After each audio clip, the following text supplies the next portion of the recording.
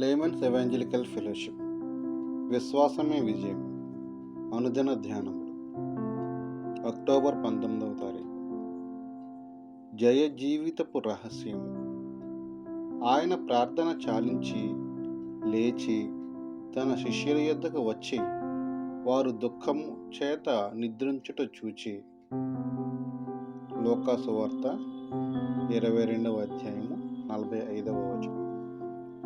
శిష్యులు ప్రార్థించటలేదు, విజయాల కొరకు ప్రార్థించాలన్న సంగతి నేర్చుకోలేదు, దేవునితో ఏకాంతంగా గడుపుటలేదు. జయశీలులుగా ఉండాలంటే దేవునితో ఒంటరిగా ఉండాలి. మీలో ఎంతమంది యేసుక్రీస్తుతో ఏకాంతముగా ఉన్నారు? దానియేలు సరిగా భోజనము చేయలేదు, తలకు నూనె అంటుకొనలేదు, అతడు అంగలార్చుచున్నాడు.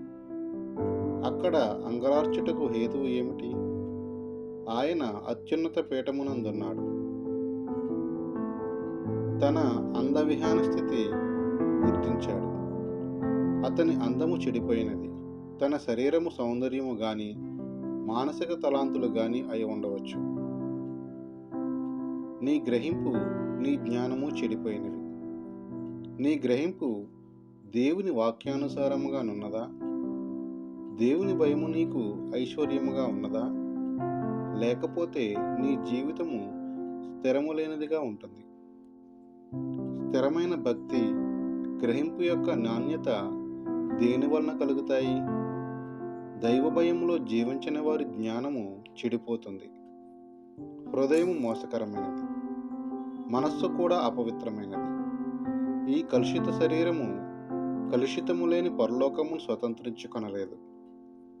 దానియేలు క్రింద పడి అపస్మారక దశలో ఉన్నాడు. శరీరము బలహీనమైనందువల్ల చచ్చిన వాని వలె ఉన్నాడు. దేవుని కొరకు నీ గృహాన్ని సిద్ధపరచుకోగలిగావా? మారుమనసు పొందిన ఒక వ్యక్తి తన ప్రియుల కొరకు గోజాడి అంగలారుస్తాడు. నీ సంఘము కొరకు, నీ కుటుంబముల కొరకు నీవు దుఃఖపడుచున్నావా? నీవు ప్రార్థించవచ్చును గాని దేవుని దర్శించుటకు అంధకార శక్తులు అడ్డుకుంటాయి. గొర్రెపిల్ల రక్తమందలి నిజ విశ్వాసము లేకపోతే నీవు ఆయనను సందర్శించలేవు.